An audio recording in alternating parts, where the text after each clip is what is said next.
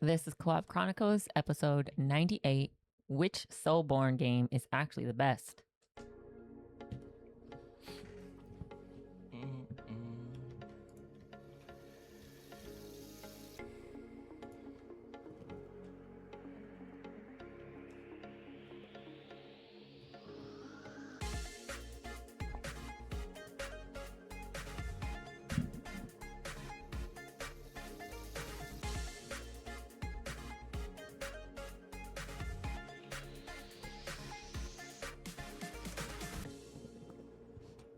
Welcome back to Co-op Chronicles. This is episode 98. As always, I am Pint-Sized Geisha and I have Blacklabel. What'd it do? And Azzilee. Hello. And today's episode is about Soulsborne games. Soulsborne games. Yep, bosses, builds, lore, vibes. All of it. All of it. We vibing. See which All one's the of it. best. Yep. Before we get in, anybody want to say anything? Anybody want to do anything? I got a PSA. PSA? I might have said this PSA before, but I'm not quite sure. Yep. It all blends together. I wrote it down. Mm-hmm. My PSA is the urgent care versus the emergency room. Okay. But it's not in a sense of where you go for symptoms. It's more of the sense of like, hey, you have something wrong and you feel pain and you don't know what to do and you're typing your provider and your provider says, go to the emergency room. And you type back, no, I don't want to because I don't want to wait too long. We don't say it just because. We literally mean go to the emergency room or go to the urgent care because we are worried about you. And you might have some stuff going on that we are not equipped for. Awesome. Just keep that in mind. Keep that in mind. An emergency room does not, an emergency room has an ultrasound, a CT, an MRI, everything you need. Does my office have that? No, we don't. We don't even have an ultrasound machine. Yeah. So if you're typing us saying, I'm having 8 out of 9 pain, my cramping hurts, and my blood clots are the size of my fist, and we say, go to the emergency room, and you say, no, I don't want to, there's nothing we can do. You need to go to the emergency room. Yeah. Go Just to the emergency room. Cool. Okay. Thank you for that. Yeah. It happens quite often. You have anything, Az? No. Awesome. We did try to go to a baseball game, but it was rainy and I was cold. Yeah. Dude, my pant leg was soaked up to my My knee. shoes were soaked. My sweater was soaked. I was soaked. If they just made like the roof slant a little farther out from the Yeah. bar tops, Or then have it like a wouldn't little be an gutter issue. or something. Yeah, it wouldn't be an issue. Yeah. But no. It's like 1 foot away from the table that you're standing at. Mm-hmm. And then it sloped down to a puddle. Yeah. It's so dumb. Mm-hmm. Savannah Bananas. Yep. Yeah, they're going to go to the Savannah Bananas. Is Yep. it this is it this coming up Friday or the next It's Friday? this Friday. You told me so many Fridays. It's I don't this even Friday. know. Yeah. Okay, so we're going to talk about bosses, builds, lore, vibes, and all that stuff. Okay. And so there's like a thing of like why this debate never dies because everybody always talks about what's the best. It's kind of like console wars or favorite Final Fantasy, favorite Zelda, most hardest bosses, stuff like that. Soulsborne fans take this to a completely different level because if you ask someone what's the best Souls game, you're not just asking for an opinion. You're basically opening a door to a boss fight. You're going to walk through the fog, there's no turning back. And this person is going to be like Dark Souls because the world design, or somebody's going to be like Bloodborne because the atmosphere and combat. Another person will be like Elden Ring because the formula and it blew the whole world wide open during COVID, or Dark Souls because their life depended on it, And then there's Demon Souls. Really good game. I think there's like there's 3 Dark Souls, something like that, right? But when they say all these games are the best, they all have a point, and that's Sekiro. No, we're not talking about Sekiro. Okay. That's not really. It's technically. It's not really a soul. universe. It's like a parry though. It's not like all the other ones. So we're not talking about that. Okay. But yeah, like I feel like they all have a point, and that's what makes this debate so hard because it's not like one game does everything better than the other. Each one has their own thing. Each one has really good lore. Demon Souls has like a strange, eerie, experimental feel. Dark Souls has like the whole world. Like it feels like it's folding on itself. Dark 2 is kind of like that. Dark 3 is a little bit more polished. Bloodborne's very lore, gothic horror. What's the word you always say for that? Very what is the guy's name that does like Cthulhu? Lovecraft. Yeah, very Lovecraftian Lovecraftian. style. Elden Ring's very wide open, free. God, I'm like choking. That's all those gummies you were eating. It was. And then yeah, you had to deal with somebody who's gonna argue which one's the best of that. You know, one person's talking about boss fights, the other one's talking atmosphere, the other one's talking builds, lore, all that stuff. But yeah, do you guys want the best world, best boss, best builds, best lore, best vibes? Yeah, we're gonna get into that. We're gonna talk about them all, and I feel like I wanted to talk about this because I started what we every night before we go to bed we watch like YouTube and we watch like we watch other people play video games. yeah, and what we were watching some guy. He made like a Bloodborne video, and it was actually really good. And it was like recent. It was like a couple days ago, and he did like a whole arcane build, and he actually edited it really well, so I liked it. And most of the time, people do like Bloodborne, or like lore videos. I cannot stand them because their voices. I know my voice isn't good, but that's why I don't do lore videos. Viti Vatialis is the best. Yeah, he's good. Yeah, but this guy was good. He did like an arcane build. It was really cool. And so I was like, let's talk about Soulsborne games. Let's talk about Soulsborne games. Yeah. So Geisha, before we get into the games, when you think of Soulsborne games, what stands at you first? The difficulty, the atmosphere, the bosses, or just how intense people are about all of them? The atmosphere. Yeah? What about the atmosphere? It's amazing. Explain. It's Lovecraftian and Victorian and Gothic, which is my favorite. So I just appreciate it. Very fantasy-like. Like Elden Ring, I think to me was very fantasy-like, right? With dragons and so on and so forth. Bloodborne, very Lovecraftian, dark, moody, gothic-y. Yeah. I never played Demon Souls or Dark Souls. Yeah. But I watch them and they're more like medieval-y, like, you know, like castles and stuff. Yeah. Yeah. Cool. Yeah. Azzilee, have you ever watched anybody play these games? You have an idea of them? Yeah. Okay. So if you were judging these games, let's say like from the outside because you don't play them, well, what matters most to you? Like how cool the world looks, how good the combat system, or how interesting the story is? I think how cool it looks. So like sometimes the characters and the lore will be cool. Like you'll have really cool NPCs, but I just like the style of it. The horror themes. Yeah. Okay. Cool. Oh, Thank you. Quick comment. Yeah. Your game right now reminds me of the Fantastic Mr. Fox with the way they're moving. I'm just saying. It has this like game is so cute. It has I like a love it. slow animation, right? Yeah. Like a Fantastic stop Mr. motion. Fox. Yeah. Like stop motion. Exactly. Yeah. I like it. I know. I think it's I quite cute. dig it. You like my personal look? She got some She like got little glasses. skull earrings on. Ooh. What's it called again? Cozy Caravan. Cozy Caravan. Cozy I've been Caravan, guys. playing Very Cozy cute. Caravan. While we're talking about Demon Souls. and Yeah, stuff. I can multitask. Yep. Yeah. So, okay, Demon Souls was like the weird blueprint. Obviously, there was like a game before that, and then we had like one listener talk about Oh, what's that metal? what Armored Core? Armor Core, yeah. Core. Yeah, but we're not talking about those. So Demon Souls has like a weird blueprint. Like before Dark Souls became a legend, before Bloodborne had like people begging for a remaster, which probably will never happen.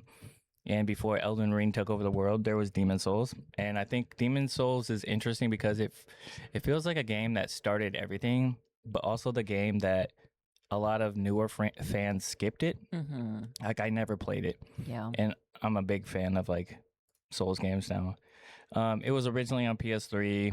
It was very strange, very unforgiving. And it didn't explain itself, kind of like Bloodborne. I mean, I feel like all of them don't really explain themselves. And for a lot of people, it felt like something from another planet when it came out, because that's why it matters. Because Demon Souls is the blueprint. This is where many of the ideas that define Soulsborne games really started taking shape, like the combat, the careful exploration, the idea of every enemy could kill you if you got careless, the fear of losing your souls, the shortcuts, boss fog, strange NPCs, the feeling that the world does not care if you survive or not. And that all starts here. And what's crazy is like even now, Demon Souls still feels different from the rest of the series. It's very slow paced, and it's quiet. It's like more eerie than epic, I think. It doesn't always feel like it wants to impress you, and it's very uncomfortable, like the way the character is and like the whole vibe of it. And yeah, it's really cool. Like instead of one huge connected world like Dark Souls, you have this central hub where everything feels calm but also haunting at the same time. Then you go into like these separate areas in Demon Souls, and it's like I can't pronounce the words. Like there's Boletaria. It feels like a ruined kingdom. The Tower of Latria. It feels like a psychological horror. And then there's the Valley of Defilement. And it's miserable in the way only From Software can make something miserable, if that makes sense. It does. Yeah. And every area has the oppressive feeling that, like, you shouldn't be here, you know? And I think Demon Souls does that very good. It makes you feel like you're not the hero walking into a fantasy adventure. You're like someone trying to survive the adventure. It's like a desolate world. Yeah. And you're just trying to survive. Yeah, you're just trying to make it. And for me, I respect Demon Souls. I mean, I have never played it. I have watched it a lot, so I respect it. And I think it's important to understand the difference. Like, it's one of those games that you're like, without this, we don't kind of get Dark Souls or Bloodborne or Elden Ring. But if I'm choosing one to replay right now, I'm probably not picking Demon Souls because I've never played in the first place. And I mean, you can have a debate without it, like because Demon Souls is the first Fog Gate game, but it wasn't like my type of game. I like Demon Souls. I like watching people play it. That was like the first one I've watched. Yeah. Like I learned about Bloodborne watching Demon Souls. So I think it's kind of cool. There was like this guy, I forgot his name. It's like something Hobbit. I follow him on Twitch, and he did this thing called the God Run. It's where he plays all the games in order, like Demon Souls, all Dark Souls, like 1, 2, 3, Bloodborne, Elden Ring, Sekiro, and he can't get hit, and he has to beat them all. It's called like the God Run, and he did it before, and it was crazy. Yeah, that's intense. That is very intense, actually. It takes a lot of skill, I think, to do. And that. if you get hit, you start all over. Yeah. From the first game. From the first game, Geisha. Yeah. Hearing about Demon Souls as the original, do you think being first gives a game extra credit, even if later games improve on almost everything? I think so.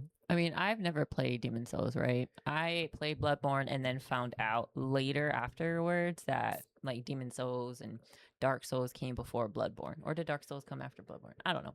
Anyways, so I played Bloodborne first and then learned about the past games. And I feel like, of course, it was their, I was going to say their foundation.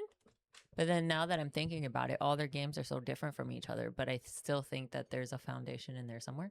I'm just too stupid to know what it is. Yeah. Okay. Thanks for sharing. You're welcome. Azzilee, from looking from the outside, does the world with like a lonely atmosphere sound interesting to you, or does it sound like the kind of game that would stress you out? No, I think it'd be fun. Because it's like... Reminds me of like liminal games. It's like scarier because you don't have like companions to help, right? To heal or do anything. So it's more like, I don't know, fun, probably. It sounds more fun to me. Probably to not a lot of people. I don't know. But I think it'd be more fun, more scary. It's the ambiance. It's a vibe. But you gotta be into the vibe. Yeah. It's definitely those, like all Souls games, you gotta be in the mood to play it. So Dark Souls, like the world that changed everything. So even though Demon Souls was like the blueprint, Dark Souls is like where everything kind of clicked for a lot of people. Like this is the one that turns From Software from a studio making weird, punishing RPGs into the studio that basically changed how people talk about like difficulty in games and world design and stuff like that. And I think the reason Dark Souls hit a little bit different and a little harder is because it just felt like, it didn't feel just like a hard game. It felt like a whole different world. Like it was broken. broken. It was dying, very mysterious world that you slowly understood piece by piece. And the first time you play Dark Souls, especially if you don't know anything about it, it has like this really unique feeling. Like you're not being guided through a clean, obvious adventure. Like they're not holding your hand, they're not giving you arrows. You're just dropped into Lord Dran, and the game is like, hey, good luck, man. And that sounds kind of harsh, but I feel like all these games are very, very hard. It's like the way they are, and that's what makes them so memorable. Every step feels every step. Yeah, because every step feels like something you earned. Every shortcut. So much weird on the show of us today. Every shortcut feels like a discovery, and every bonfire feels like a relief. You're like, oh, I get to save, or oh, I'm just chilling. And every elevator loop back, it kind of makes your brain like, I don't know. You just feel like a little rewarded when you unlock stuff in that game. And I think a lot of the things that make, or one of the main things that makes Dark Souls so impressive is like the world design. Like the way it's connected, it feels very special. You go from the Firelink Shrine to Undeadburg to the Parish to the Depths to Blighttown, and then somehow you find your way back and realize it all fits together. Kind of like Bloodborne, you know. Very cool. And I feel like all of them are like this though. And that feeling is very hard to explain to somebody who's never played the game. You start recognizing paths too. Like once you play it over and over, you slowly start to learn the shape of the world. You start understanding where lore connects with other lore. And when the game opens up, a shortcut back to like somewhere feels familiar. You're like, yeah, this is pretty cool.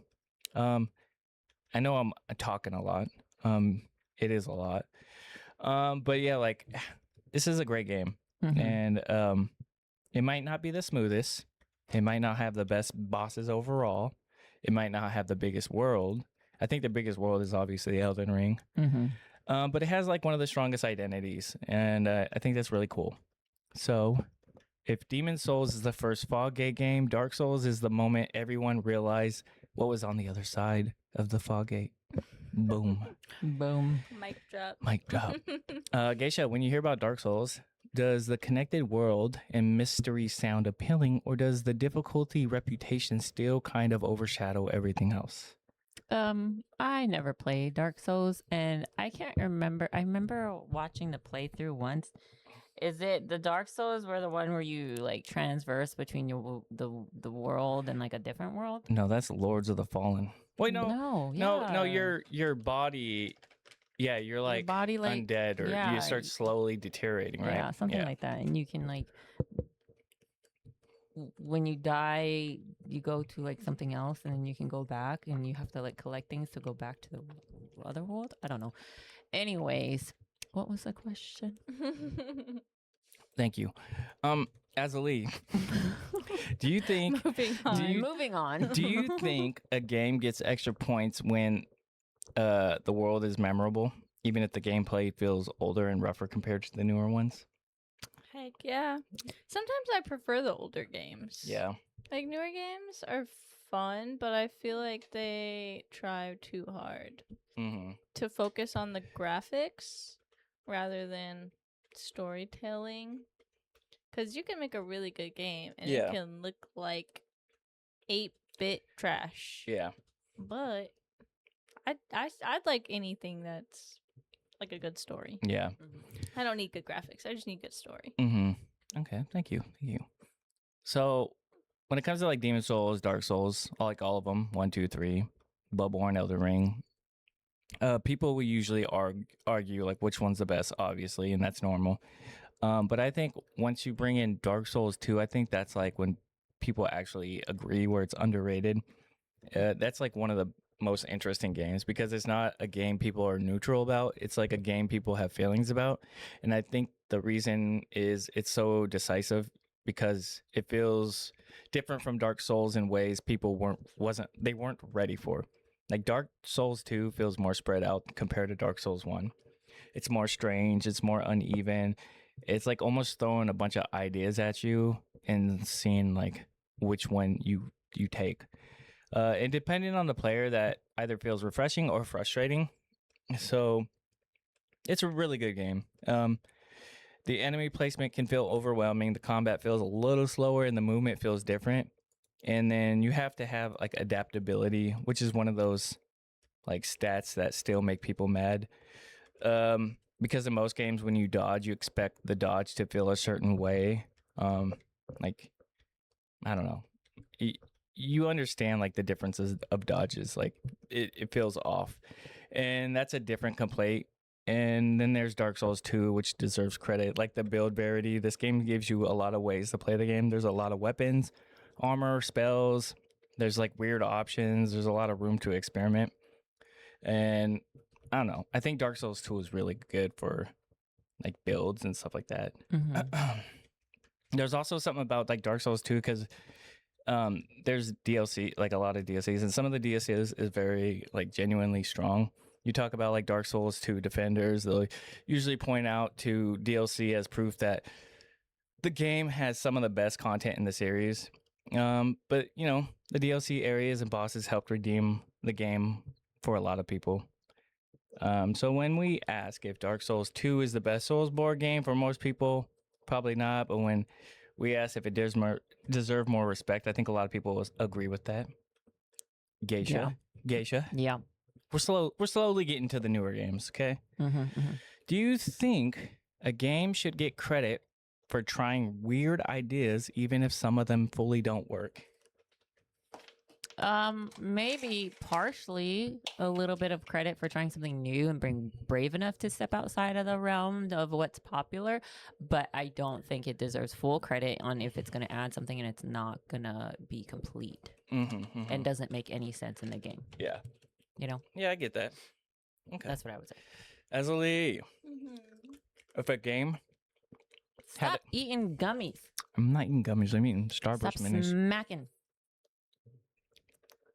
If a game had great build variety, but felt chunky or frustrating, would that make you more willing to stick with it, or would that make you bounce off pretty fast of the game? Ooh, I'd bounce so fast. Yeah? Yeah. You're a simple person? Very simple. Yeah. Well, Are you a cookie cutter person?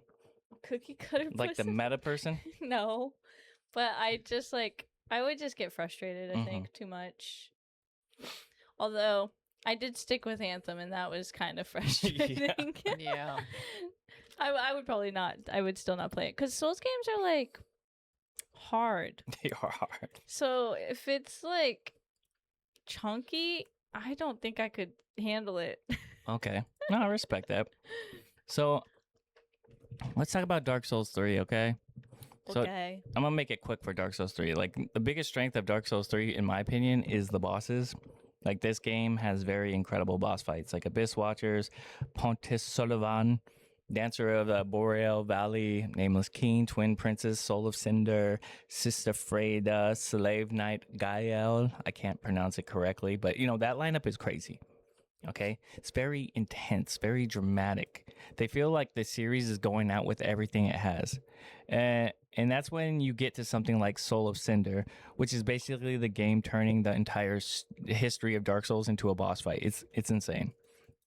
And by the time you reach like that point, Dark Souls 3 feels like a closing loop. It's not just another ending, it feels like the end of an era. And I think that's where Dark Souls 3 is strongest emotionally. Like it feels like a farewell. Like everything is fading, everything is ash, everything feels exhausted. I mean, it is the last of the Dark Souls. But yeah, like the boss fights in my opinion are crazy. Like, does Dark Souls 3 deserve the crown? Maybe. If your biggest category is boss fights and polish, it has some serious argument. If your biggest category is mystery and world design, it might fall behind Dark Souls 1. But either way, Dark Souls 3 is like the game that gave the trilogy a really good ending, in my opinion. I mean, obviously everybody's entitled to their own opinion in the Souls games, but that's my opinion. Geisha. Yeah. Pay attention. I am. If you were judging a game like this, would you care more about polish and smooth gameplay, or would you care about more of the mystery and atmosphere?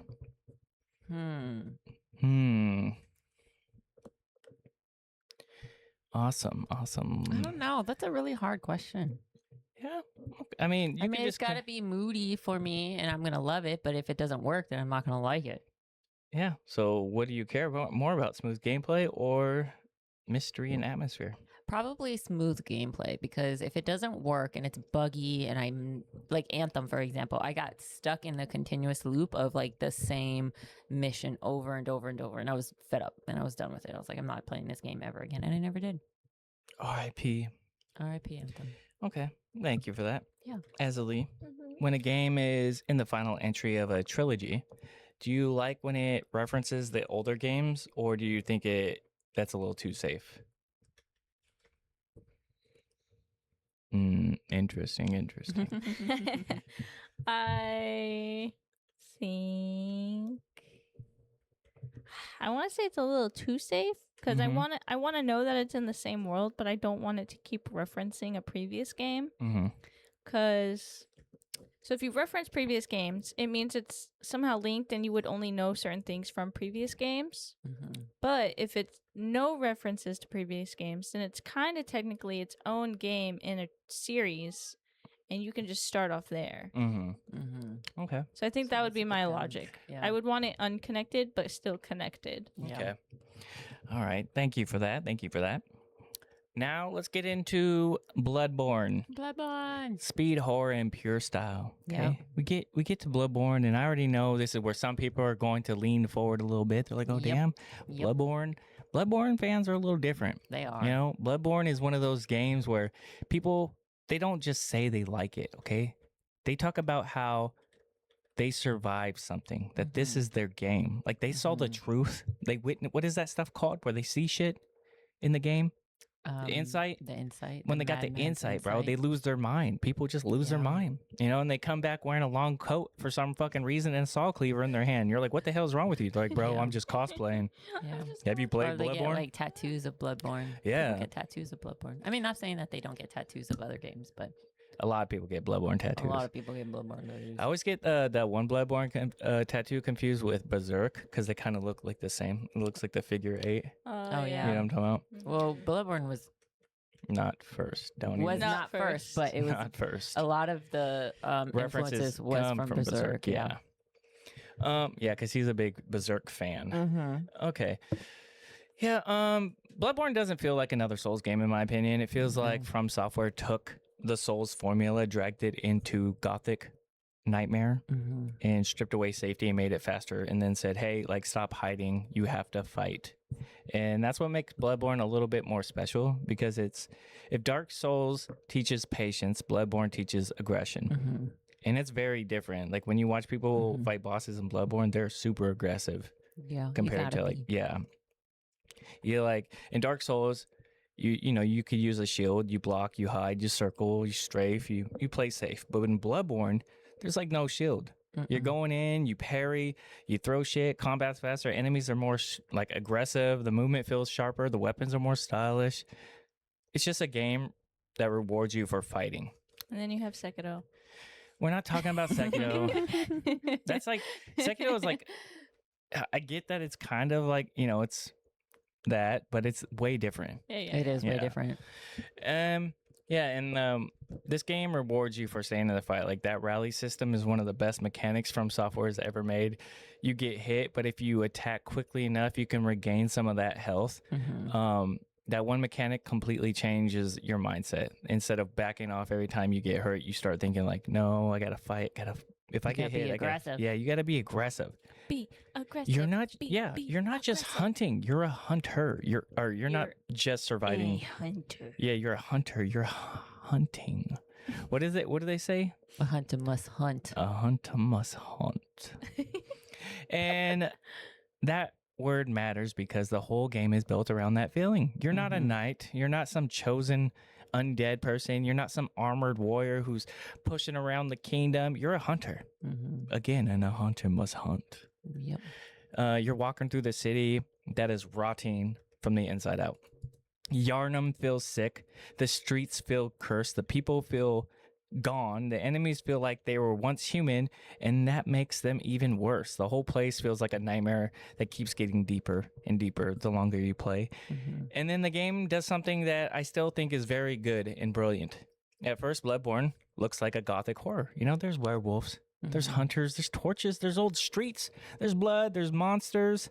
You know, what's that place called that you like? The castle of Canehurst Castle. Canehurst Castle. Got some vampires in Got there. some vampires. You know, you think you understand the vibe, and then slowly the game starts pulling you into a cosmic horror. Because suddenly it's not just beasts. There's fucking gods. There's madness. There's eyes. There's things beyond human understanding. And by the time you realize it, the game, like, it's already too deep. And it shifts from gothic monster horde to cosmic nightmare. And that's like one of the coolest things about Bloodborne, in my opinion. And to be honest, I've never even beaten Bloodborne. I've played it, never beat it, watched tons of people beat it. It's a great game. I like it. It has a lot of action, but also dread. It feels like it has like really good fast combat, but it feels unsettling. And then there's like a lot of great weapons. Like Bloodborne tricks weapons, like the cleaver that pops out. The saw cleaver. The saw cleaver, the hunter axe, the threaded cane, Ludwig's holy blade, the Kirk hammer, the Chikage. There's like a bunch of good stuff. Like each weapon has its own personality. They transform and they change how you fight. It's really cool. And then they got like things that make the character look cool. The coat, you know, a lot of different outfits, parries, gun parries, dodges, like the super secret dodge. What is that thing called? The misty. It's not the misty step. It's a It bone. looks like a misty step. bone. Yeah. There's like blood vials and all that stuff. Like it's a great game. The healing system can be annoying though, because like blood vials are consumable, and if you run out, you have to farm. Some people, sucks for some people do not love like the Hate dungeons as farming. well. The frame rate sucks, which is why a lot of people want a remake. And Bloodborne fans have been begging for years for a remake. They won't get one. They won't get one. There's always like a rumor, and it never happens. Never. Never. Never. But yeah, like so like obviously Bloodborne's great. So when we ask like whether Bloodborne is the best Souls game, I think it has one of the strongest arguments to be the best, in my opinion. If you value atmosphere, combat style, and a world that completely pulls you in, Bloodborne might be the one. It might not be the biggest, it might not be the most flexible, but it might be the most unforgettable one that you play or watch. Yes. Geisha, Yep. based on that vibe alone, does Bloodborne sound more interesting because of the gothic horror, or does it make it sound more stressful? I love Bloodborne. Bloodborne is my game. You got to remember, like, I was already into like H.P. Lovecraft and Edgar Allan Poe and all the dark, creepy things before I even played Bloodborne. I like classic literature. Yes, I'm love. And Bloodborne is like peak. They put H.P. Lovecraftian, Victorian, Gothic, all in a video game and made it work. It made it perfection. Yeah. The vibe is great. The gameplay is great. The aggressionness is great. Everything about Bloodborne is great. I love it. I don't even know what the question was. Oh, but that's cool. That's cool. Azzilee, if you were picking a Soulsborne game, just based on atmosphere and style, do you think Bloodborne sounds like it would be the hardest to beat? Based for you. Yeah, because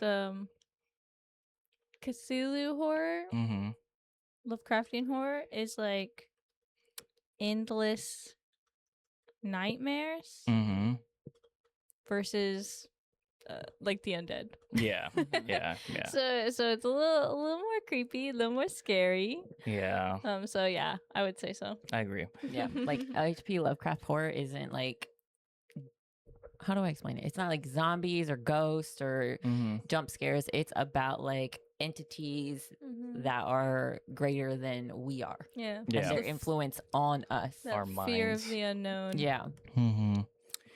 Okay, this is where we get into Elden Ring. Okay. Elden Ring. I feel like this game changed the freedom aspect of Souls games.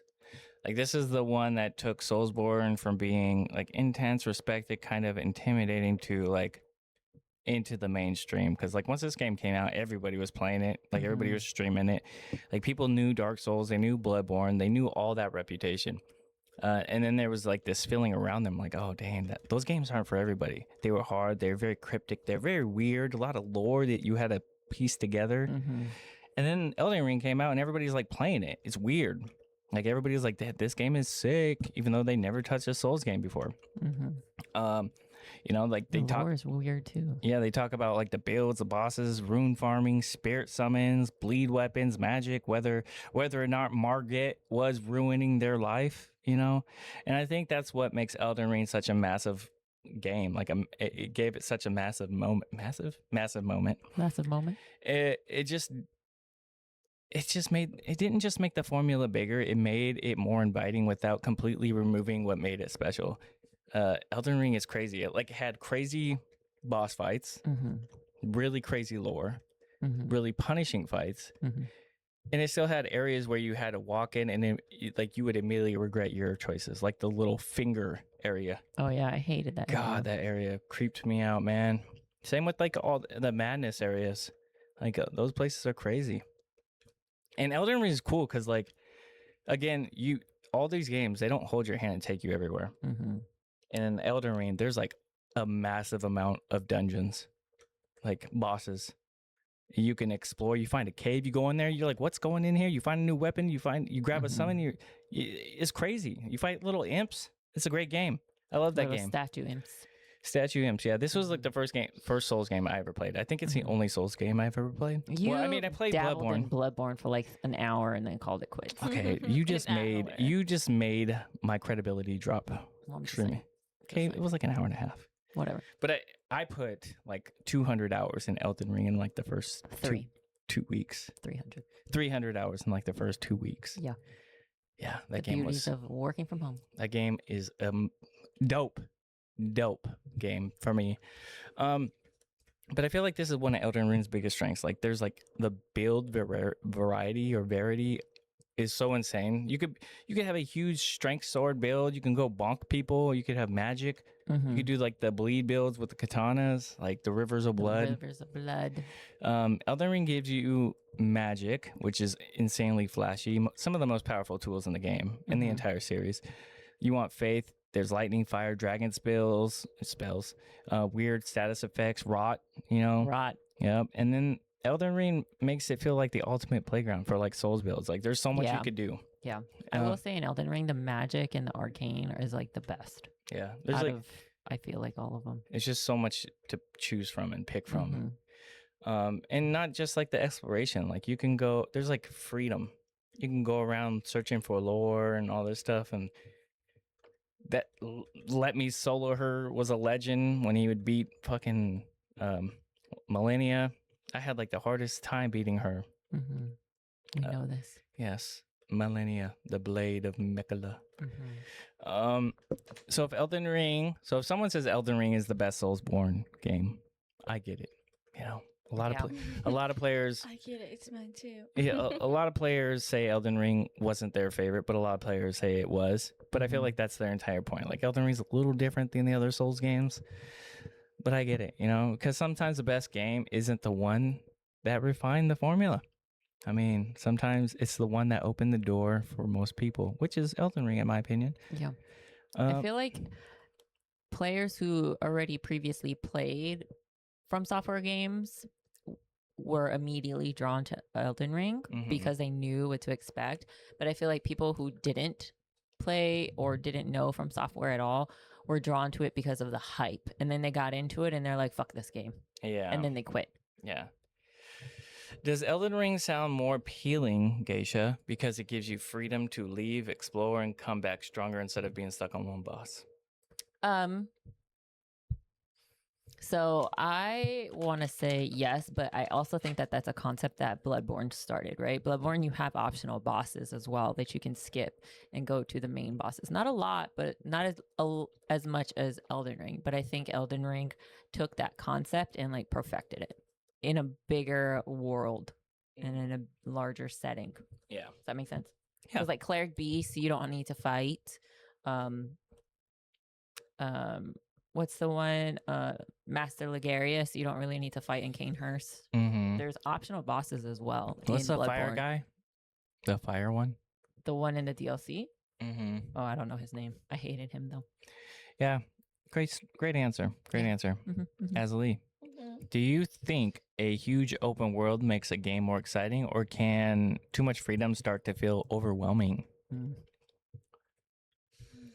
Because I know how you and Geisha are, and you guys are like, "Oh, I need to clear this whole little area." Yeah, I and do was all just these thinking that. quests." It's like That's a good, yeah. open world is Sometimes a little it's scary. too big. It's a little scary. Okay. Because then, right? Okay, so if there's no map and you have no way of knowing like where side quests are or where like points that you need to be are at, then if I run into something, I will immediately get sidetracked.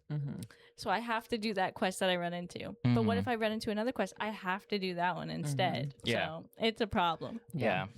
The first thing I did in Elden Ring was run to get all the map pieces. I literally ran through everything and got all the map pieces I could find. Yeah, I think I got all the. I forget what it's called because I haven't played in so long. Like where you sit down at the camp, or the like graces. The graces. I got all the graces. Because in the map's clouded, right, in Elden Ring, but it shows you where the map piece is, the tower. Yeah. And I ran to get all of them first. Yeah. Okay. Let's talk about builds. Okay, builds. There's strength builds. There's a magic build. There's dex builds. There's a giant hammer build. Okay. There's so many.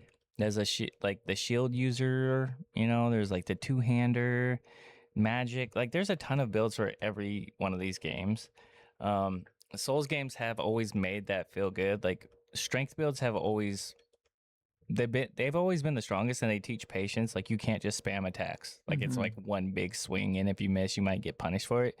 So strength builds are very powerful, but they also make your decision making a little bit more heavier.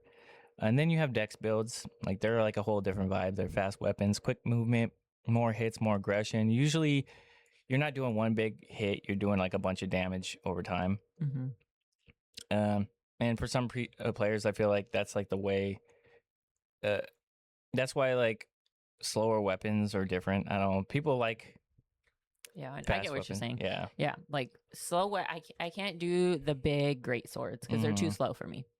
Yeah. I like the hack and slash. I go in, hack slash a few times, then dodge out. Yeah, then it's go like back. I'm dancing. Yeah. You know, I'm not there slowly moving. Yeah, and the great swords are just too slow for me.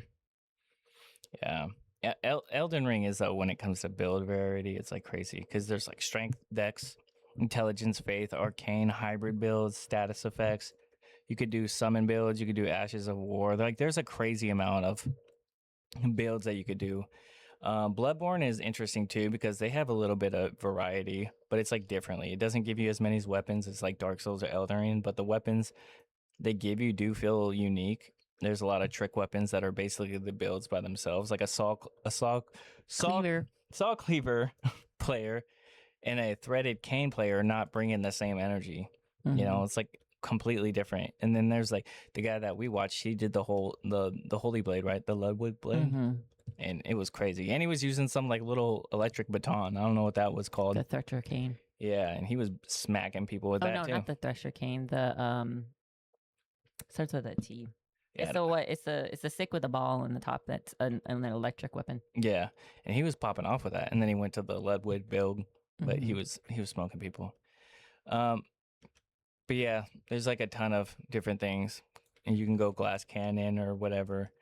But yeah, like depending on what you value, that can change depending on your answer. Like when it comes to these games, like if you want the most build freedom, obviously Elden Ring's probably going to win that. If you want the most stylish weapons, I think Bloodborne's probably going to win that. If you want the most underrated experimentation, it's probably Dark Souls 2. It has a very good case for that. And then, like, I guess combat-wise, I don't know. There's like they're all different. Yeah, it's very hard. Again, which one's the best? Maybe it's whatever one that it lets you play the style you want to play. I guess. Geisha. Yeah. You know what? I'll give this one to Azzilee. Okay. Azzilee, if you were playing one of these games, do you think you'd rather use a big, heavy weapon, fast weapon, magic, or something weird like a status effect? We already know Geisha's. That's why I didn't want to ask her that question. I use, in any build game, I use fast weapons or magic. Okay. Or both if I can.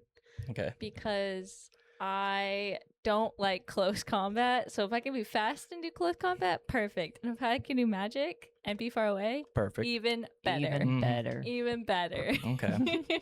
Because I just hate having to like build up your points to be fast with a heavy weapon, right? Because if you just when you're just starting, you're like slow as molasses, and it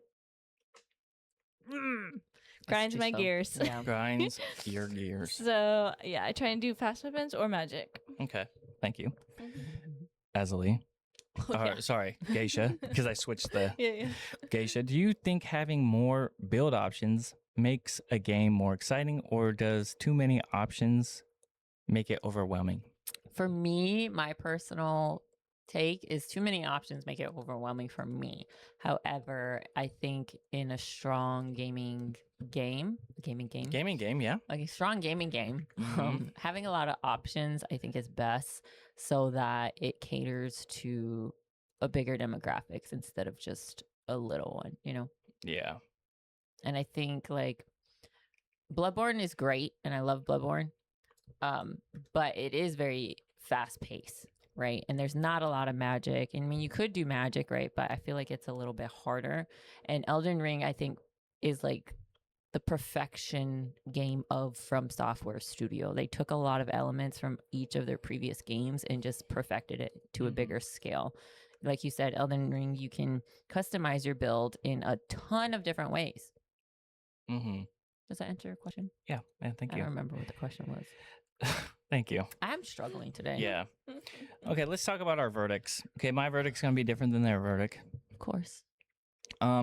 So every Soulsborne game has a different argument. Like Demon Souls is the origin point of the games. It's obviously not the smoothest or the most modern.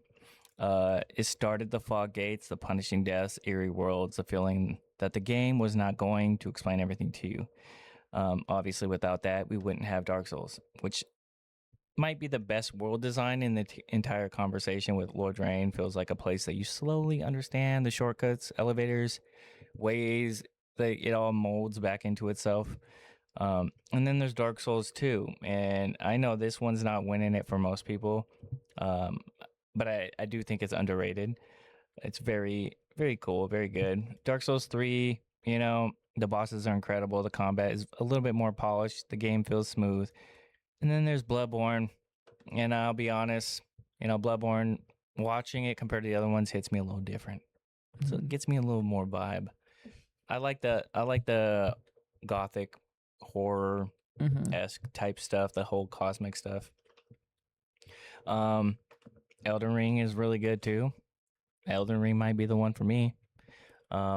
It's very, I don't know. It's all of it to me.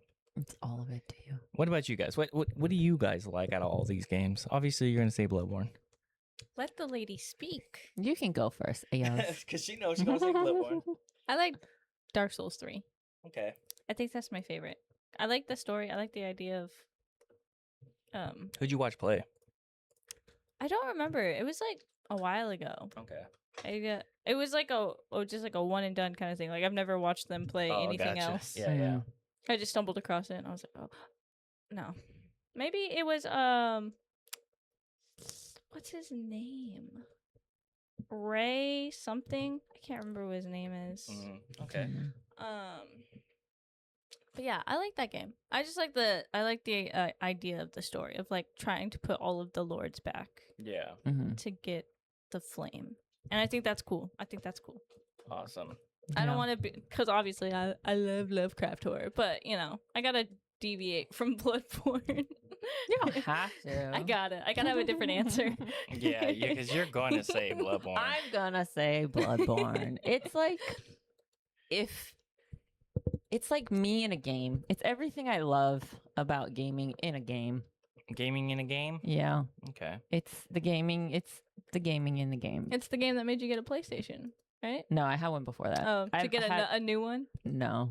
I've had every single story PlayStation. Of like you didn't have it and then you bought a PlayStation just to get it, even though. No, so what it was I had the disc at first, and then my disc got corrupt, and then it stopped working. So then I had to buy it like on the PlayStation Network again. So I bought it twice. But yeah, Bloodborne for me. It's just amazing. It's great. The story's great. The mechanics of it are great. Everything about it is great. Okay. Yeah, the person that we watched was Thing Fishy. That played the Bloodborne game. Oh yeah, he does lots of different builds. Yeah, he does a lot of different ones too, like all the Souls games.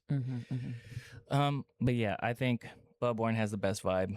Dark Souls, best world. Dark Souls 3, best fights, boss fights. Oh, really? Yeah. And I think Elden Ring overall is the best package. You know what's crazy? Yeah. I think a lot of people, if you look on Reddit and like look up Souls games rankings, a lot of people rank Bloodborne low. Yeah. Which is crazy. I feel like to like Bloodborne, you have to be a specific type of person. Yeah. You have to be like into the gothic and the eldritch and the like the fast pacedness of it, because like every single boss in Bloodborne is an aggression fight. They're fast, they're quick, they're on your ass. You gotta be quick. It's not like where you can be in the back and try to shoot him from Narnia. Yeah. You know what's funny? Is that you only talk this much when Bloodborne is discussed in every podcast episode. I really like Elden Ring too. Like I said, I think overall Elden Ring is From Software's best mechanical game. The lore is great. The mechanics are great. I think the bosses are way better in Elden Ring than all the other games. Millennia is great. Fucking Radon is great. All of it is great. But me personally, like I said, Bloodborne is like me in a game. Dark, gothic. If you look at my camera, you're just Eldritch in the horror. air. petting Yummy boy. Mine doesn't reach. He's you're right too. here. He's like, No, I'm saying it doesn't reach Azzi's. Oh yeah. Oh yeah. Yeah. So, I mean, that's all I have. Like whether, like all these games, they all connect some way, you know. Like there's Boletaria, Lordran. I'm trying to pronounce all the names correctly. Lothric, Yarnum, and the lands. Yarnum. Yeah, the lands between. You know, they're all great. I wrote a whole book about Bloodborne. You did. I She did. did. After We've discussed about this before. yeah. Yeah. $29.99. After hearing all this, Geisha. Yeah. Never mind. Azzilee, after hearing all this, which one sounds like it would be the most interesting I could answer this question. right now to watch or try? Dark Souls, Bloodborne, or Elden Ring? You want to answer that one too? Yeah, I have a. You're just gonna say Bloodborne? No, I think Elden Ring.